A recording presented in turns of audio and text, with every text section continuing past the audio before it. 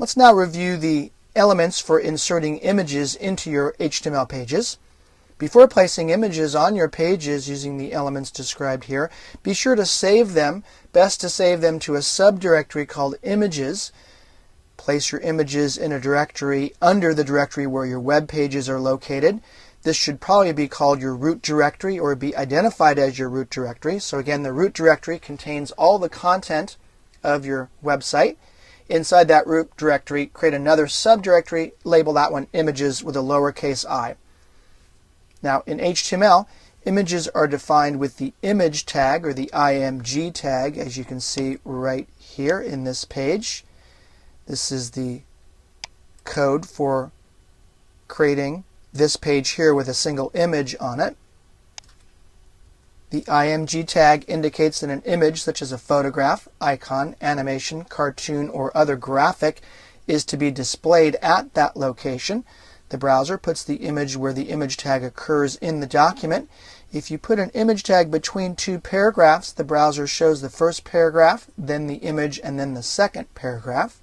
In HTML4, the image tag is empty, which means that it contains attributes only and that it has no closing tag. However, XHTML and HTML5 does require a closing tag in the form of a / sign.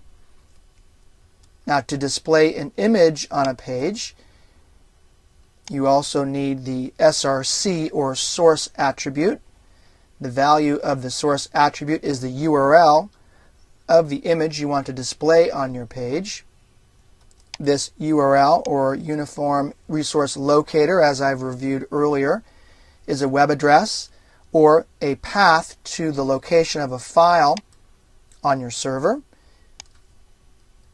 plus the name of the graphic image file, such as graphic.gif or graphic.jpg.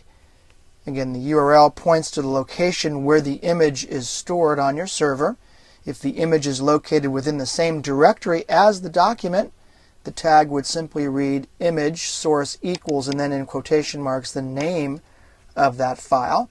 Now this geek.gif file is stored in my working files folder, but if I followed the advice that I just gave you and stored it in an images subfolder, the path would read like this: images / geek.gif.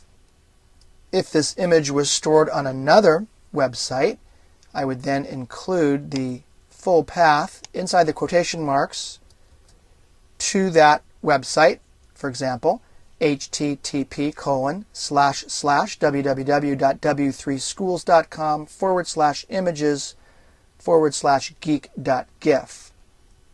So this would be the uniform resource locator for this file if it was located on the w3schools.com website in a subdirectory labeled images, again with a lowercase I, and the name of the file is geek.gif. Notice that I have some attributes included here, including the width of the image, the height of the image, and then there's an alt tag. More about the alt tag in a moment, but let me demonstrate the self-explanatory width and height. Let's say that I called this width 190. Let's go ahead and save this document. Bring back my browser, reload the page in the browser, and then notice that the image actually isn't showing because it's distorted too much, but you can also see my alt tag behind there. Let's change this to 60 on the width and 60 on the height. Oh, actually, I'm pointing to the wrong place. That's why it's not showing the image. Let's go ahead and change that to gif.geek. You won't find that image on that website. And now let's save this. Very common mistake there.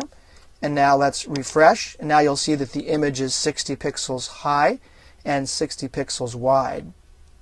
So there you have the attributes for setting the dimensions of your images. Now the alt attribute stands for alternative text and is used to define an alternate text for the image. The value of the alt attribute is author defined text. As I've said here, this is the Geek logo.